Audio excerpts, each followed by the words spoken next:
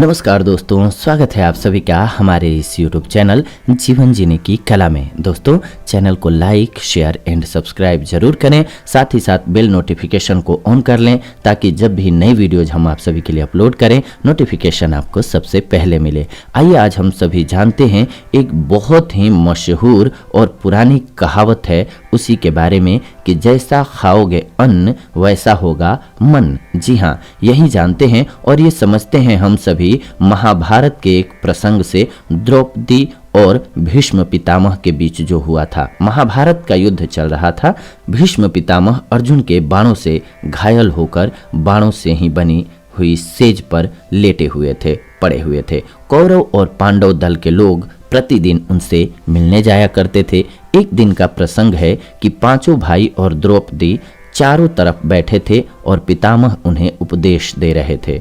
सभी श्रद्धापूर्वक उनके उपदेशों को सुन रहे थे कि अचानक द्रौपदी खिलखिलाकर हंस पड़ी। पितामह इस हरकत से बहुत आहत हो गए और उपदेश देना बंद कर दिया। पांचों पांडव भी द्रौपदी के इस व्यवहार से आश्चर्यचकित थे। सभी बिल्कुल शांत हो गए। कुछ क्षणों के बाद पितामह बोले, पुत्री, तुम एक संभ्रांत सुशील कुल की बहू हो।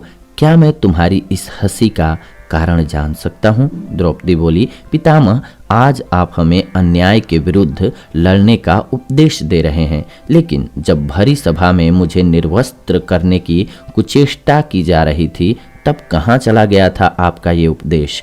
आखिर तब आपने भी मौन क्यों धारण कर लिया था? यह सुनकर पितामह की आंखों से आंसू आ गए। कातर स्वर में उन्होंने कहा, पुत्री, तुम तो जानती ही हो कि मैं उस समय दुर्योधन का अन्न खा रहा था। वह अन्न प्रजा को दुखी करके एकत्रित किया गया था। ऐसे अन्न को भोगने से मेरे संस्कार भी क्षीण पड़ गए थे। फलतः उस समय मेरी वाणी अवरुद्ध हो गई और मैं नहीं बोल पाया, जबकि उस अन्न से बना लहू बह चुका है। अब मेरे स्वाभाविक संस्कार वापस आ गए हैं और स्वतः ही मेरे मुख से उपदेश निकल रहे हैं। बेटी, जो जैसा अन्न खाता है उसका मन भी वैसा ही हो जाता है। तो ये आप सभी के लिए आज की स्टोरी थी कि हम अपने आप में जैसा कार्य करते हैं, जैसा अन्न खाते हैं, यानी कि ईमानदारी से कार्य करके खाते हैं, तो हमारे अंदर वही संस्कार और वही गुणाएं हैं। और अगर हम पहले से ही मानसिकता दूषित करके रखते हैं और दूषित मानसिकता के साथ कमा करके और अन्न भी ग्रहण करते हैं उसी टाइप का, यानी कि किसी भी जीव जंतु या किसी को भी हानि पहुंचा करके हम अपना पेट भरते हैं, तो उसका नुकसान तो हमें होगा ही। वो चाहे संस्कारों का नुकसान हो, चाहे स्वास्थ्य का नुकसान हो, किसी न किसी रूप में उसे निकलना ही होता है। तो ये थी आज की जानकारी और स्टोरी। कैसी लगी ये स्टोरी आप सभी जरूर शेयर करें अपने सुझाव हमें, और कोई आपके भी मन में स्टोरी है तो हमें लिख भेजें कमेंट्स के माध्यम से।